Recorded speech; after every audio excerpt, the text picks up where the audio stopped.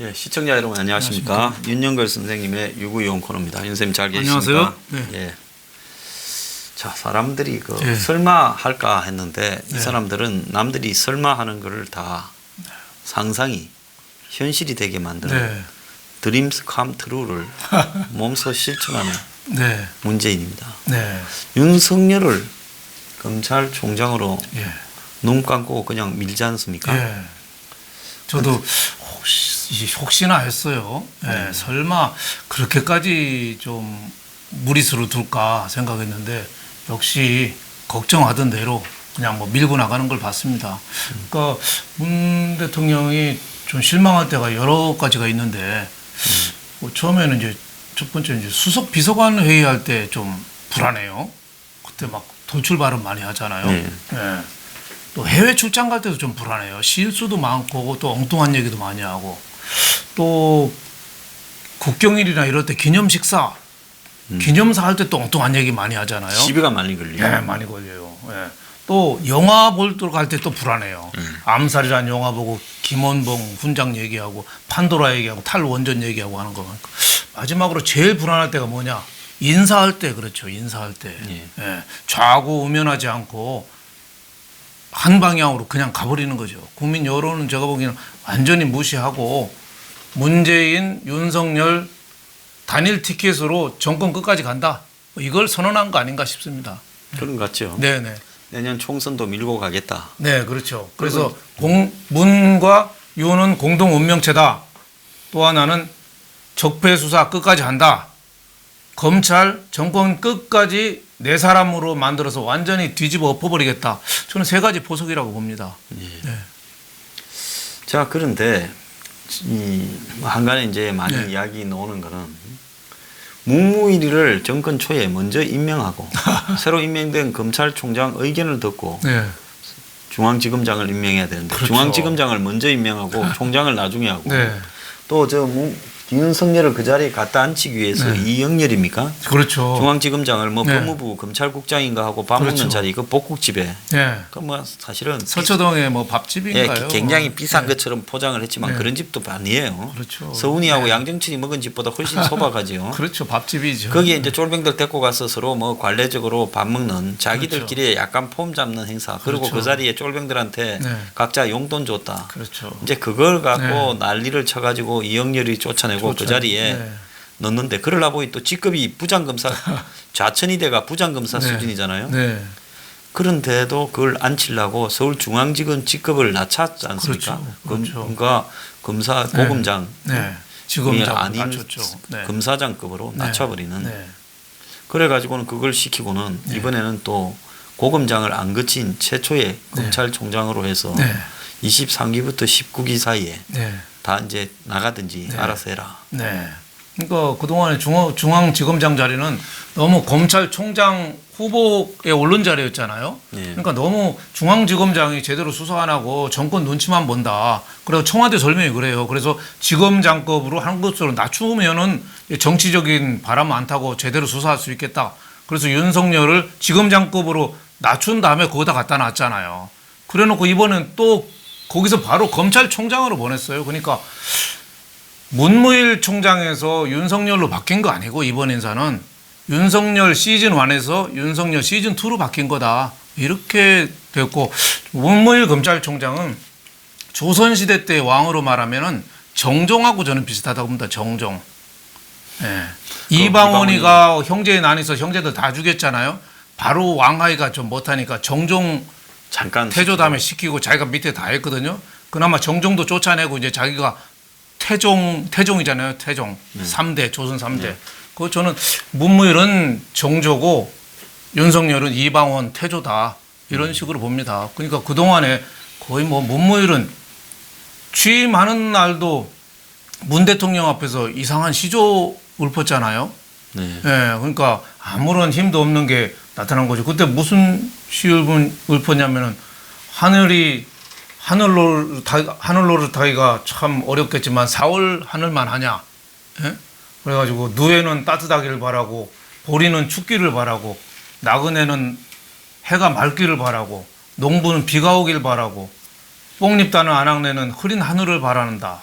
이런 식으로 얘기했어요. 그러니까 대통령 앞에서 그러니까 나 힘 하나도 없는 바지 사장이요 이렇게 선언한 거죠. 그리고 마지막에는 기자간담회 하면서 왜 옷을 흔들었잖아요. 흔들리는 옷이 내 처지이고 검찰이라 이거죠. 그러니까 자기 말 한다고는 했지만은 문무일 검찰총장은 어떻게 보면 바지 사장으로서 그냥 임기만 채운 꼴이 아니냐 싶습니다. 그 뭐 저 한 언론에 예. 에피소드가 나왔는데 네. 그 한 무슨 판사 네, 상에 네, 그 성렬이가 예, 예. 지 쫄병들 데리고 와서 앉아 있는데 네, 문무일이가 대검 또 팀을 데리고 왔다는 거예요. 네. 그래서 윤석열 쫄병은 다 일어났는데 윤석열이는 안 일어났다. 그리고 따로따로 밥 먹고 갔다. 네, 네, 그거 하나가 네. 좀 상황을 이야기해 주는 거 아니겠습니까? 그죠? 수양대군이 그 정종한테 왕대접을 제대로 했겠습니까? 어쨌든 네, 저희는 이성계하고 정권을 나라를 창건한다고 생각했으니까 문재인하고 창업동지지 문무일은 너는 뭐냐 이거죠. 그냥 나이는 이제 나이도 아마 윤석열 위죠. 한 살 많을 거예요. 네, 윤석열은 예. 60년생이고 예. 문무일은 이제 61년생이고 고시는 이제 훨씬 윤석열이가 이제 고시 공부를 9년이나 했잖아요. 예. 그래서 훨씬 이제 후배죠. 그래서 옛날에 9살 밑에인 우병우 옛날 민정수석 그 밑에서도 일을 할 정도로 굉장히 둘이가 어떻게 보면 동기였을 거예요. 예, 그 좀 늦게 풀린 건데 그러다 보니까 검찰 부적응자 비슷했죠.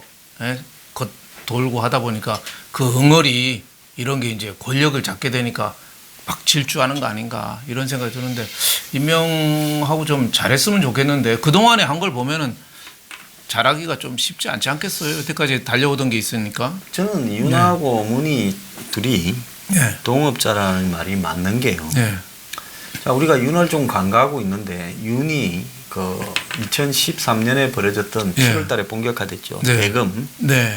그 그때 그 네. 국정원 네. 댓글 사건과 관련해서 네, 9월달입니까? 10월달입니까? 그때 한번 네. 들고 받았잖아요. 그렇죠, 받았죠. 그 청문회 네, 그때 그 받았죠. TV로 중계되는 네, 속에서 네, 네. 그 당시 서울중앙지검장을 들고 받았고 네. 위에서 외압이 있었다고 네, 네, 네. 만천하에 이야기했잖아요. 네, 네. 자, 그리고 이제 윤이 이제 뭐 일반 검사로 네. 부장 검사급 일반 네. 검사로 고검을 떠돌아다녔죠. 대전고검, 대구고검. 네, 네, 그러다가 2016년 네, 이제 그때 이제 이 뭡니까 특검이 네. 통과되고 2017년이네요, 그죠? 네. 1월달인가 특검이 예. 시작됐지 않습니까? 네. 근데 그 특검에 사실상 그 수사팀장으로 네. 윤석열이 복귀됐지 않습니까? 네, 그렇죠. 자기 이 파들을 다 그렇죠. 데리고 왔어요. 네, 그래서 거기에서 윤석열이 박근혜 전 대통령을 구속시킨 거 아닙니까? 샅샅이 예, 네, 샅샅이 뒤졌죠. 네. 그 사실상 거기서 구속이 된 거죠. 그렇죠. 그래서 박근혜 전 대통령이 구속되는 그런 일들을 함으로써 그렇죠. 어떻게 보면 윤석열은 이 박 정권이 조기에 네, 무너지도록 하는 네, 이제 그런 계기를 갖다가 만들어낸 거 아닙니까? 그렇죠. 네, 그렇게 된 거죠. 그렇죠. 그렇게 된 다음에 결국은 어떻게 됐습니까? 선거가 조기에 치러지면서 네, 지금 출발을 했잖아요. 네, 그러니까 그 특검에서 대통령에게 칼을 겨누지 못했다면 실제로 그렇죠. 지금 이 네. 탄핵이나 이런 부분의 탄핵이나 결과가 또 뭐, 어떻게 네. 됐을지도 알 수가 없는 네, 거죠. 네, 우리가 그렇게 보자면 결국은 윤석열은 네, 문 정권을 출범시킨 그렇죠. 일선에서 문 정권을 위해서 적들을 다 제거한 네. 1등 공신이잖아요. 그렇죠. 창업 공신이라고 봐야죠. 문 정권의 창업 공신이라고 봐야죠. 네. 그러니까 창업 공신이니까 처음부터 중앙지검장 자리는 윤석열에게 네. 내정돼 있었고 네. 그 한 단계를 걸쳐서 적폐 수사를 네. 다 네. 윤석열이가 철저하게 했지 않습니까? 네, 그렇죠. 이런 다음에 이제 그 결과 네. 중앙지검장에서 대검 네. 검찰총장으로 된 거 아니겠어요? 네, 네, 그런데 이제 적폐 청산 수사 과정에도 보면 네. 요 근래에 보면 조금 희한한 일들이 있어요. 손혜원을 네. 불구속 기소했지 않습니까? 네. 우리가 아주 따로 이야기하겠지만. 네, 네. 근데 윤석열이 검찰총장 되는 무렵에 손혜원을 네. 구속 수사하지 않습니까? 네, 네. 불구속 수사. 네, 네, 네. 어제 기소를 했잖아요. 네, 불구속 기소했죠. 그건 보면 검찰이 한쪽 편만 내가 파고 네, 한쪽 편에 대해서는 덮었다 네, 하는 부분들을 약간은 희석시키려고 네. 지금 타이밍도 그게 좀 조절되지 않았나. 뭐 그런 가능성도 있죠. 예. 물론 뭐 윤석열은 중앙지검장이고 예. 이번에 손혜원을 불구속 기소한 발표하는 남부지검입니다. 그건 지금은 다르죠. 조금 다르긴 한데 그런 뭐 검찰총장이 바뀌는 과도기에 서둘러서 발표했거든요. 예. 그동안에 손혜원 그 안 하다가. 부르고 한데 절대 5개월간 그 검찰에 출두하는 모습도 안 보이고 수사 결과도 한마디도 안 하다가 느닷없이 발표했거든요. 그러니까 문무일 검찰총장 물러날 때 같이 발표했으니까 같이 좀 희석시키려는 그런 좀 의도는 뭐 상당히 좀 보여지는 거 아니냐 이런 생각이 드는데 하여튼 뭐 임명하면 좀 잘해야 될 텐데 제가 보기에는 검찰 인사가 윤석열에 의한 윤석열을 위한 윤석열에 의한 오브 더 피플, 바이 더 피플, 포 더 피플이 아니라 거기다 피플 대신에 윤석열을 넣으면 될 정도로 윤석열 중심으로 인사를 다 했기 때문에 이 후유증이 또 상당히 좀 있지 않겠느냐. 저는 뭐 개인적으로는 대윤 소윤이라는 얘기가 많이 나오거든요. 예. 윤석열을 대윤이라고 하고 지금 법무부의 검찰국장으로 있는 윤대진 후임 중앙지검장 물망에 오른 그걸 소윤이라고 하거든요. 역사상 보면 그 을사사와 있고 조선 중종 때 문정왕후 그 있을 때 대윤 소윤이 그때 많이 싸웠어요. 그 역사에 뭐 저희 집안 얘기입니다만은 우리 집안에서 나라에 큰 죄를 졌다 이렇게 반성하는 부분이거든요. 근데 그 대윤 소윤이라는 그 오명을 지금 한 500년 후에 이게 다시 재현될 것 같아서 저는 좀 굉장히 불안하고 국민들한테 저 시청자 여러분한테 개인적으로 상당히 명구스러운 면을 저는 피할 수 없습니다. 네. 그리고 이제 또 한편으로 보면 그 검경 수사권 조정, 공수처 설치 등을 네. 가지고 검찰 조직을 바짝 겁을 줘놓고 네. 제가 생각할 때는 윤석열이 취임하면서 네. 이제 위에 네. 검찰 위기수 네. 그러니까 윤석열이 23기니까 그렇죠. 지금 문무열이 19기 아닙니까? 네. 문무위. 네. 그러니까 그 사이를 다 내보내버리면 네.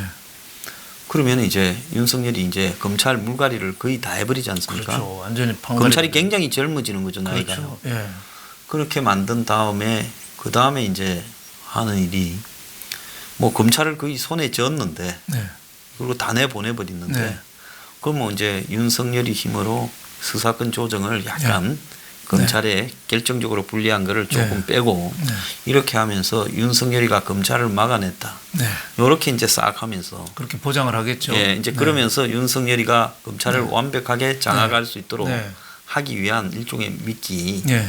정도가 아닌가 이런 생각도 들어요. 네, 그럴 가능성이 저는 뭐 상당히 있다고 예, 봅니다. 문무일이는 그걸 다 뒤집어 쓰게 만들고 그렇죠. 예, 예, 윤석열이가 윤석열이가, 예. 조금 더 얻어내는 모양을 하면서 예. 뭐 조국 민정수석하고 또 그런 대화를 하지 않겠습니까? 예. 지금 뭐 그 검경 수사권 부진이 공수처에 대한 비난이 많잖아요. 많죠. 그런 거를 좀 포장하면서 이렇게 털지 않겠느냐 이렇게 생각됩니다. 저는 이거 윤석열 임명하기 전에 청문회를 인사 검증을 좀 확실하게 국회에서 좀 해야 된다고 봐요. 그 비상장 주식 문제가 작은 게 아니거든요. 그렇죠. 그게 그 20억이잖아요. 그렇죠. BMW BMW 공식 딜러가 있어요. BMW 예, 자동차. 예. 도이치 모터스의 그 자회사인 도이치 파이낸셜에 20억을 투자했었거든요. 투자한 거는 문제가 안 되죠. 근데 벤처 캐피탈, 미래에셋 같은데 벤처 캐피탈보다도 더 싸게 20% 싸게 들어갔어요. 근데 원래 개인이 하면 더 비싸게 들어가야죠. 캐피탈 회사는 투자 전문이기 때문에 더 싸게 들어가고. 근데 그런 캐피탈보다 더 싸게 들어갔어요. 또 문제는 중앙지검장 임명하면서 또 현금으로 또 다시 환수했어요.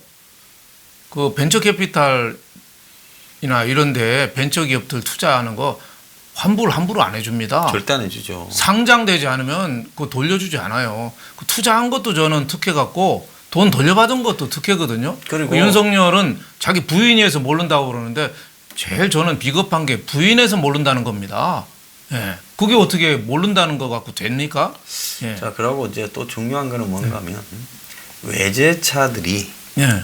그 수사를 한때 많이 받았죠. 몇 네. 년 전에 네. 집중적으로. 많이 받았죠. 네. 네, 외제차들이 저뭐 부속을 비싸게 팔아먹는다부터 시작해서 저뭐 서비스가 좋지 않은 것, 또 뭐 불이 나는 예. 것 예.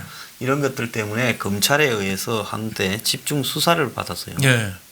자, 그 부분과 외제차들이 또 가지고 있는 거는 솔직히 차 팔아서 남기는 것보다 파이낸스에서 돈을 더 번다고 하지 않습니까? 그렇죠. 그러니까 항상 이 벤처든 뭐 이 어떤 BMW든 자체의 캐피탈, 그렇죠. 파이낸스 회사를 그거 가지고 겁니다. 있죠. 예. 돈은 거기서 번데 포드사가 포드 차 팔아서 돈 번 것보다 네. 포드에 파이낸스가 돈을 더 벌었다고. 그렇죠. 차는 싸게 팔고 예. 그 대신에 이제 파이낸스로. 예. 그래서 결국은 지금 외제차에 대한 몇 년 전에 검찰이 집중적으로 수사를 했고, 근데 그게 또 허지부지 됐어요. 그렇죠. 나온 게 없죠. 허지부지. 예. 예. 그러면서 이제 그 과정에서 이 한국의 유명 검사 네. 부인이 그 회사의 주식을 네.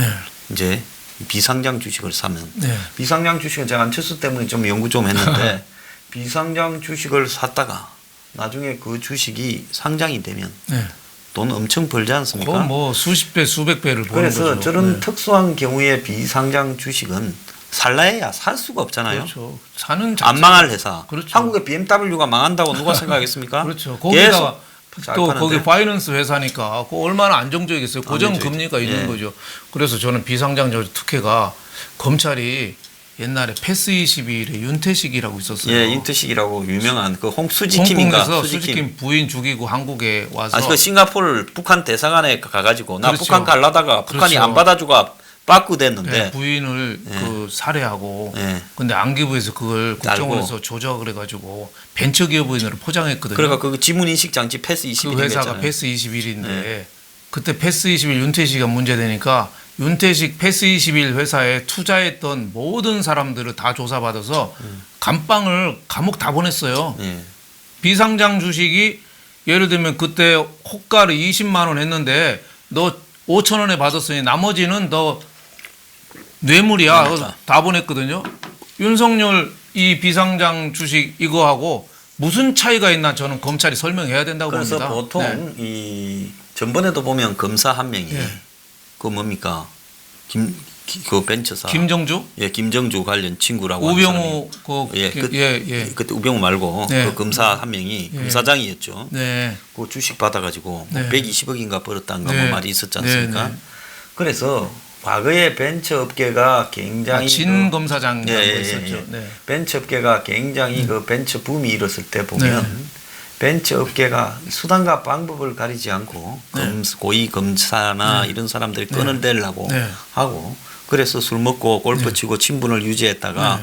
또 이제 그러다가 뭐 주식이나 좀 이런 부분을 가지고 네. 서로 정보를 교환하고 이러면서 결국은 나중에 뭐가 걸렸을 때 네. 방패막이로 삼고 그런 일이 흔히 있지 않았습니까? 그렇죠. 자, 그래서 이런 비상장 주식이라는 거는 가격이 아는 사람만 알잖아요. 그렇죠. 장외 가격이니까. 네. 그러니까 상장된 게 아니고 장외 가격이고 보통 사람은 살 수가 없으니까 그게 얼마인지 몰라요. 그래서 간혹 뇌물로 그렇죠. 비상장 주식을 갖다가 사게 해서 싸게. 그렇죠. 그래서 뇌물로 주면 나중에라도 문제가 되니까 그게 아니라 비상장 주식을 내가 갖고 있는 거를 네가 좀 사라. 네. 해서 이게 언제쯤 상장이 되고 어떻게 된다. 그러면 그때 떼돈 번다. 요렇게 들어가는 예가 흔히 있지 않습니까? 대부분 그렇게 많이 하죠. 예. 그래서 이 관리들, 공무원들, 정치인들, 특히 법조계, 검사 이런 사람들이 항상 비상장 주식 관련해서 그 뇌물 논란이 항상 많이 있었던 만약에 거죠. 고위공무원이 비상장 주식을 법조계나 가지고 있다면 그건 뇌물이라고 봐도 거의 한 95%는 맞다고 저는 보고 있습니다. 그렇기 때문에 이번에도 보면 거기 저 네. 여자 그 뭡니까? 이유정인가요? 예, 헌법재판소. 헌법소. 예, 그것도 또 보니까 또 그렇죠. 무슨 주식 관련해가 네. 시끄럽지 않습니까? 그러니까 공직을 택하든지 예. 아니면 돈을 택하든지 명확하게 고위공직자 얼마 이상은 그런 게 보유현황이 없어야 된다. 그렇죠. 없는 사람만 임명한다. 그렇죠. 이렇게 좀 할 필요가 있어요. 예, 검찰하고 관련된 민원이 있는 예. 그런 비상장 회사 주식을 검찰에 근무하는 고위공직자가 보유하고 팔고 매매했다? 저는 자본주의 시장의 질서를 파괴하는 굉장히 중대 범죄라고 저는 예, 봅니다. 그럼요. 이건 시장을 파괴하는 거예요. 그 저는 검찰총장 물론 떳떳하면은 뭐 할 수도 있지만 이거 잘못되면은 저는 수사를 받아야 된다고 봅니다. 자, 뇌물이라는 거에 네. 이 받았다가 돌려준다고 문제입니까? 그건 아니죠. 참고 사항이잖아요. 그렇죠. 받았다면 받은 순간에 그냥 뇌물이 돼버리지 않습니까? 그렇죠. 돌려줘도 네, 뇌물이잖아요. 네. 그러니까 지금 뭐 보면 뇌물이라는 게 사후 뇌물도 있고 네. 현직에 있을 때 못 주니까 물러가고 나서 그렇죠. 뭐 검사나 이런 사람을 네. 이제 로펌에 들어가면 뇌물 네. 주는 방식도 있고 네. 또 그 사람이 뭐 다른 걸 다 마치고 현직을 마치고 오게 되면 뭐 주식이나 이런 걸 가지고 쓰리 네. 쿠션으로 뇌물 네. 줄 수도 있고 아니면 그 사람의 가족이나 친인척들한테 네. 특혜를 봐주면서 네. 간접적으로 뇌물을 줄 수도 있지 않습니까? 네, 그렇죠. 그 삼자 뇌물도 있고요. 네. 네. 그러니까 지금 윤석열 지금 총장 부인의 지금 이 BMW 관련 파이낸싱 회사의 이 장외 주식을 20억을 이렇게 샀다가 윤이 되니까 될 줄 몰라고 샀는데 돼서 돌려줬다고 하는 부분이 중요한 게 아니라 과연 지금 요 몇 년 사이에 여러분 한번 뒤져보세요. 검찰이 수도 없이 외제차 회사들을 덮쳐서 네. 조사를 했습니다. 네, 많이 왜 부품 그렇죠. 비싸게 받아먹고 네. 막 이렇게 하는 네. 부분부터 네. 뭐 AS 부분이 여러 가지 특히 부분. BMW가 많이 예, 많았죠. 올망에 올랐었죠. 예, 불도 많이 났고 네, 지금. 네. 그렇기 때문에 저런 회사 입장에서는 검찰 수사를 통해서 만약에 한 건을 제대로 막게 되면 한국에서 차 팔아먹기가 굉장히 어려우니까 네. 그런 사건을 무마하는 과정에서 네. 이제 저걸 어떻게 무마하는가 네. 이런 부분에서 관련성을 갖다가 분명히 윤석열 청문회 과정에서 조사가 되어져야 된다. 그렇죠. 그래서 저는 윤석열 재산 많은 거는 저는 뭐 그건 문제가 안 된다고 봐요. 재산이 뭐 1,000억이 있으면 어떻고 1조가 있으면 어때요? 하지만은 이 재산의 근거를 좀 분명하게 될 수 있느냐. 예? 그리고 비상장 주식을 20억 한 거는 남편이 윤석열이라는 사람이 없어도 부인한테 그렇게 비상장 주식 BMW에서 줄 수가 있느냐. 여기에 대해서 저는 청문회에서 좀 샅샅이 파야 되는 거 아니냐. 그리고 이제 옛날에 보면 2013년에 이제 그 항명으로 징계를 받았다 했는데 그때 야당 의원인가 박지원이 물었어요. 황교안한테. 네. 국정원 댓글로 그런 거냐. 그러니까 꼭 그런 게 아닙니다 해서요. 그러니까 박지원이 감찰 받은 이야기를 써 꺼내서요. 네. 그러니까 뭐 그런 걸로 알고 있습니다 하고 답을 했어요. 그 내용이 뭔가 하면 장모가 네. 유명한 사람이에요. 네. 이 업계에. 네.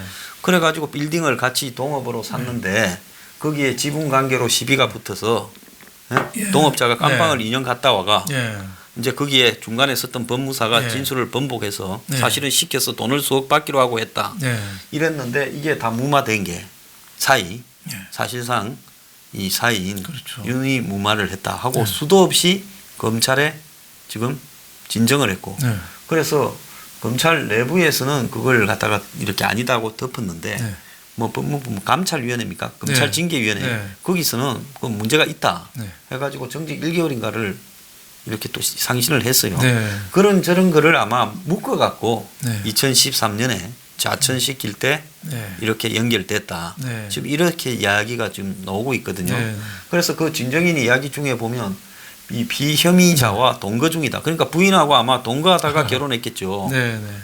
그래서 12살 차이가 난다. 12살 차이가 예, 나고 뭐 문학에 있고 한데 엄마가 돈이 네. 많은 사람이니까 뭐 그랬는데 그래서 거기에 장모나 이런 부분을 가지고 우리가 방금 이야기한 이런 그 BMW 네. 파이낸싱 회사의 장외 주식을 갖다가 가진 부분이나 그런 부분에서 나타날 수 있는 흔한 의혹들이 이미 네. 2012년에 네. 결혼 직전에 네. 숱한 진정을 통해서 네. 검찰 내부에서 네. 문제가 된 적이 있는 사람이에요. 네. 그걸 이번에 청문회에서 좀 저는 야당 의원들이 좀 적극적으로 좀 공부를 해서 좀 많이 좀 밝히고 폭로도 하고 잡아갈까봐 겁이 나서 누가 발리 밝히고 그러니까 할 사람 검찰총장 청문회는데 제대로 하는 걸 못 봤어요. 특히 윤석열은 너무 이렇게 실세라고 알려지다 보니까 야당이 너무 겁먹는 거 아니냐. 윤석열에 대해서 높이 평가하는 사람들은 그 사람이 한 말이죠.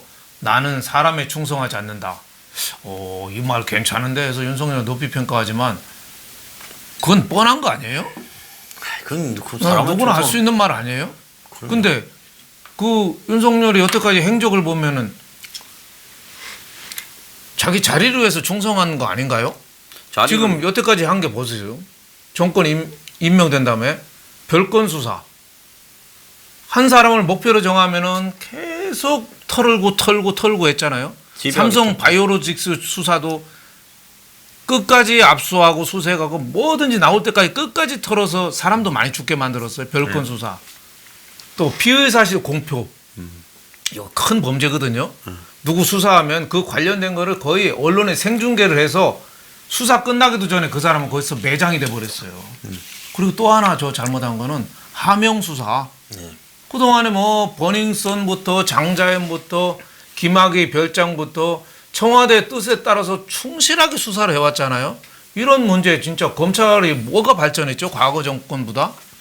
하명 수사, 별건 수사, 피의 사실 공표 이것만 봐도 저는 큰 검찰이 전혀 개혁이 안 되고 오히려 옛날보다 권력이 더 예속화만 더 급속하게 진행이 됐다. 저는 이렇게 봅니다. 저는 봐주려면 공정하게 봐주고 조지려면 동정하게 조져야 되는데 지금 보면 반대로 김태우 건부터 신재민이 뭐 손혜원이 억지로 저렇게 슬쩍 걸어놨지만 부터 시작해서 그 문다의 사이와 관련된 우리들 병원 문제, 드루킹 조사 이렇게 쭉 보면 현 정권과 관련된 또 특히 북한의 석탄 밀수나 그다음에 정제유 불법 한적과 관련된 조사 이런 거를 보면 정권에 치명적일 수 있는 사항은 다 흐지부지 덮어버리고 말도 안 되게 뭉개버리고 그리고 이제 이 야당 야권이나 구 정권에 관련되는 문제는 철저하게 털어서 지금 보내잖아요. 그럼 윤석열이 한 것은 사람한테 충성하는 모습이지 결론적으로 이게 사람의 충성을 안 하는 모습이라고 할 수 있느냐. 그런데 지금 사정 수사를 끝없이 한다면서 문이 말을 그리하면서 윤을 임명했거든요. 그렇죠. 그건 뭐냐. 내년 총선부터 대선까지 윤을 딱 도베르만 같은 윤을 하나 앞에 내세워놓고 불독을 세워놓고 그렇죠. 끝없이 물겠다. 전부 겁나면 피해라. 그렇죠. 제가 봤을 때 한국당이 들어가 봤자 윤 앞에서 질문 제대로 못 할 거니까요. 차라리 청문회 하지 말고 가면을 쓰고 가면을 쓰고 타이거 마스크 가면을 쓰고 그냥 아는 의혹들을 기자회견을 통해서 여러 명이 그냥 돌아가면서 기자 앞에 말을 하는 것이 나을 것 같지. 저거 청문회 한다고 들어가서 말하겠습니까?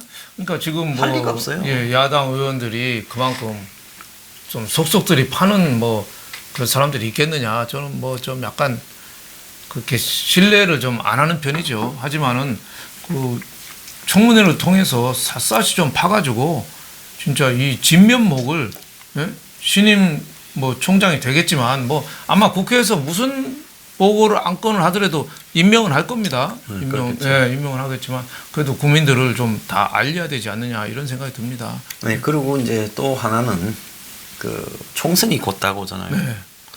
총선 앞두고 이거는 총선을 어떻게 치른다라는 신호를 거의 보인 거 아닙니까? 어떻게 생각하십니까? 그렇죠. 뭐 지금도 뭐 선거 관련된 수사나 이런 게 상당히 좀 여당에 유리하고 야권에 불리한 수사가 지금 자꾸 되고 있잖아요. 뭐 지금 집어넣고 수사하고 모든 게 다 좀 그런 쪽으로 좀 각본에 맞춘 듯이 이렇게 가는 걸로 봐서 과거에 노무현 대통령 때는 어느 정도 중간 한 3년부터는 검찰한테 오히려 몰리는 형국이었거든요.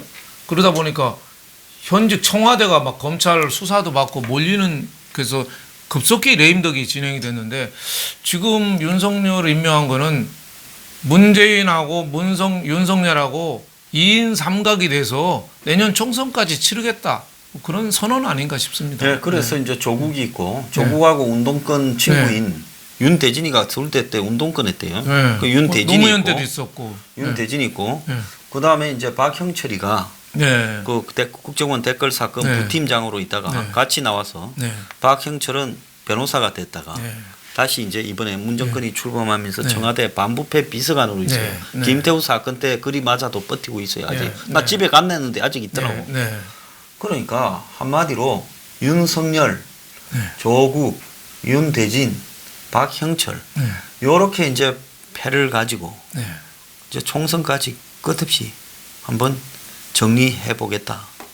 이거 같아요. 지금 뭐 그런 게 상당히 좀 보석으로 보여지는 거죠. 예, 이번 인사도 그런 거 아닌가. 그런 뜻에서 국민이나 검찰은 저렇게 빨리 이게 구인 기수를 올리면은 사실 사법의 안정성이라는 게 이게 좀 굉장히 흔들리는 거거든요. 예? 왜 다 나가라는 뜻이거든요. 예. 그렇게 해서는 안 되죠. 특히 그러는 사법부야말로 사법- 원로들이 예, 많이 네, 있어요. 좀 안정적으로 좀 운영을 해야 되는데 저는 대법원장 뭐 김명수 대법원장 할 때도 너무 후배를 임명해서 이 법원이 흔들리는 것처럼 검찰도 앞으로 상당히 뭐 요동을 칠 가능성이 많은데 역사 앞에서 좀 죄를 짓지 않는 그런 검찰이 됐으면 이런 생각이 듭니다. 예, 오늘 좋은 말씀 감사합니다. 자, 내년 총선까지 얼마나 파노라마 파란만장할지 참 기대가 됩니다. 마치겠습니다. 주말 편안하게 보내십시오. 감사합니다.